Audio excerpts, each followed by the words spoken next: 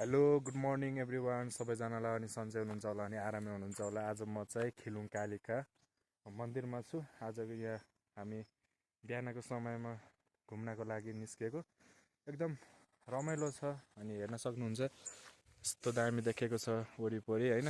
अनि टक्क लाएर यहाँ चौपारी छ अनि त्यो मन्दिर भयो अनि यतापट्टि ठाटीहरू छ। टक्क लाएर डाँडाकाँडा देखिन्छ। यहाँबाट मनोरञ्जन एकदम राम्रो देखेको छ। हिमालहरू पनि छ्याक्क देखेको छ अनि हेर्न सक्नुहुन्छ हिमालहरू। यो चाहिँ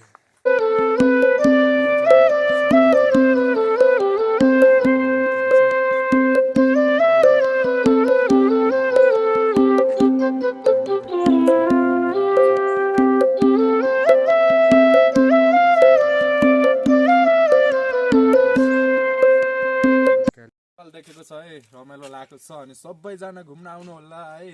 अनि मलाई चाहिँ एकदम बबाल लागेको छ। त्यही हो, हामी चाहिँ आज एकदम रमाइलो छौँ। अनि कस्तो छ साथी?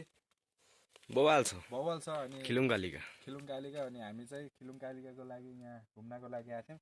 देख्न सक्नुहुन्छ यो क्या दामी छ होइन। यो पुरा काठबाट बनेको जस्तो छ तर यो दामी देखेको छ। अनि तल पनि धारो देख्न सक्नुहुन्छ अनि यता बबाल देखेको छ। अनि टक्क लाएर हामी चाहिँ अब यहाँ यता मासतिर निस्केको छौँ। यहाँ चाहिँ बन्दैछ झर्नाहरू होला अनि दुबोहरू।